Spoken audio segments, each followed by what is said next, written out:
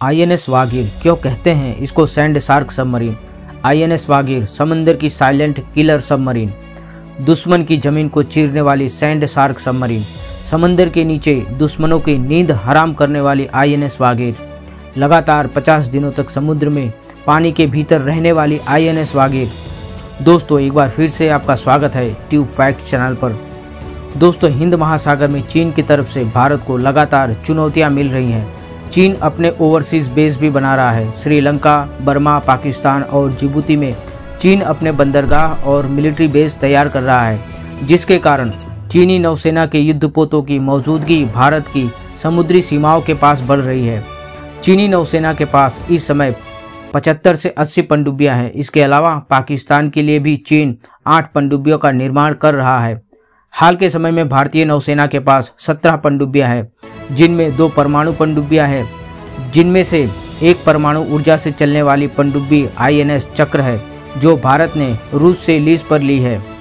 भारतीय नौसेना को पूरे हिंद महासागर क्षेत्र की सुरक्षा के लिए कुल 28 पनडुब्बियों की जरूरत है, जिसमें कम से कम 18 कन्वेंशन सबमरीन होनी चाहिए, यानी किलर सबमरीन, 6 परमाणु संचालित पनडुब्बी और कम से कम 4 परमाणु हथियारों से लैस पनडुब्बियों की जरूरत है। इसलिए भारतीय नौसेना लगातार अपनी ताकत बढ़ा रही है। जैसे जैसे भारतीय सीमाओं की सुरक्षा को लेकर खतरा बढ़ता जा रहा है, वैसे ही अब इस सुरक्षा व्यवस्था को अभेद अखंड बनाने की पूरी तैयारी की जा रही है। भारतीय नौसेना की ताकत लगातार बढ़ रही है। 23 जनवरी 2023 को इंडियन नेवी को आधुनिक diesel electric attack submarine INS Vagir भी मिल चुकी है। आईएनएस वागीर कलावरी क्लास की 5वीं सबमरीन है। परियोजना 75 के तहत पहली सबमरीन आईएनएस कलवरी को भारतीय नौसेना में दिसंबर 2017 को, दूसरी सबमरीन आईएनएस खंडेरी को सितंबर 2019 में, तीसरी सबमरीन आईएनएस करंज को मार्च 2021 में और चौथी आईएनएस वेला को नवंबर 2021 में सेवा में शामिल किया गया था। 5वीं सबमरीन 23 जनवरी 2023 को वागीर भी हिंद महासागर की शान बन चुकी है। छठी और आखिरी सबमरीन वाक्सीर को 2023 के अंत तक नौसेना को सौंपे जाने की उम्मीद है।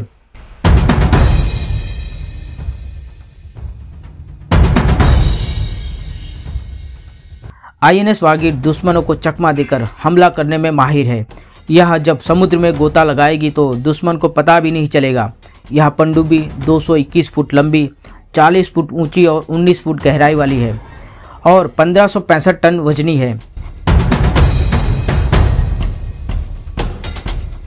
इसमें मशीनरी सेटअप इस तरह किया गया है कि लगभग 11 किलोमीटर लंबी पाइप फिटिंग है, लगभग 60 किलोमीटर की केबल फिटिंग की गई है। स्पेशल स्टील से बनी सबमरीन में हाई टेंसाइल स्ट्रेंथ है, जो पानी के अधिक गहराई में जाकर काम करने की क्षमता रखती है। इस पनडुब्बी में ऑक्सीजन बनाने की भी क्षमता है, इसीलिए यह लंबे समय तक पानी में रह सकती है। यह सबमरीन 40 से 50 दिन तक पानी के भीतर रह सकती है। वागीर पनडुब्बी स्टील्थ टेक्नोलॉजी से लैस होने के कारण यह रडार की पकड़ में नहीं आता। यह किसी भी मौसम में काम करने में सक्षम है।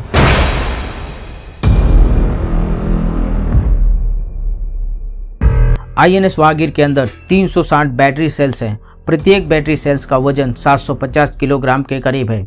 इन्हीं बैटरियों के दम पर आईएनएस वागीर 6500 नॉटिकल माइल्स यानी करीब 12000 किलोमीटर का रास्ता तय कर सकता है। इसके भीतर 2 1250 kW डीजल इंजन लगे हैं।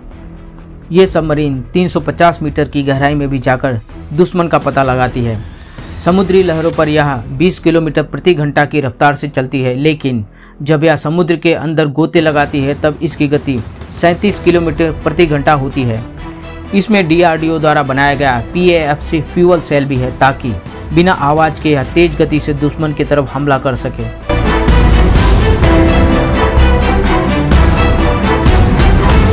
इस सबमरीन वागीर को साइलेंट किलर भी कहा जा सकता है।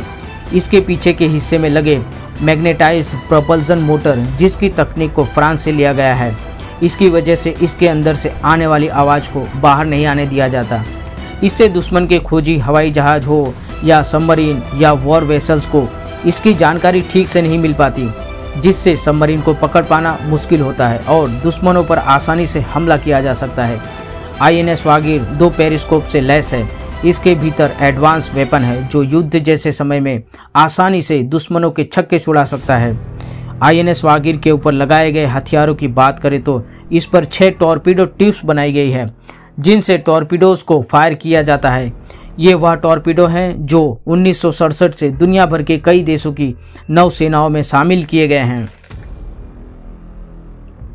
वागीर में SM-39 एंटी शिप मिसाइलें भी लग सकती है। ये मिसाइलें पनडुब्बी के अंदर से शांति से निकलकर सीधे दुश्मन के जहाज या युद्धपोत पर हमला करती है।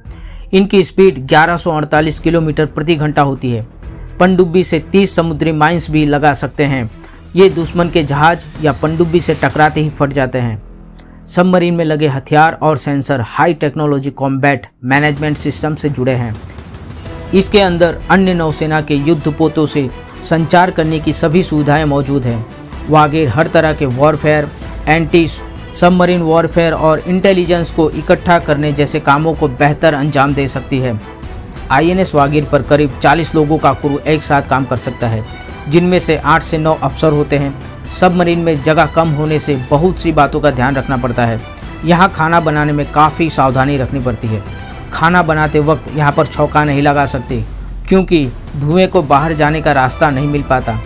इसके साथ ही जवानों को सोने के लिए अलग अलग कंपार्टमेंट होते हैं। 3-3 घंटे की ड्यूटी के बाद जवान 6 घंटे का ब्रेक लेते हैं। जहाँ तक हो सके पानी का इस्तेमाल कम किया जाता है। INS वागीर आज का नाम नहीं है। नई INS वागीर के पहले भारत के पास इसी नाम की एक पनडुब्बी साल 1973 में थी। उसने साल 2001 तक भारतीय नौसेना के लिए काम किया। इसका नाम सैंडफिश शार्क वागीर के नाम पर रखा गया है। यह शार्क समुद्र की बेहद गहराई में रहकर शिकार करती है और शिकार का पीछा तब तक करती है जब तक शिकार पर निशाना ना साधे। INS वागीर का आदर्श वाक्य साहस, शौर्य और समर्पण है। हर भारतीय को विश्वास है कि जब दुनिया की सबसे आधुनिक पनडुब्बी INS वागीर हिंद महासागर में उतरेगी तब अपने साहस का परिचय देती हुई शौर्य गाथा लिखेगी।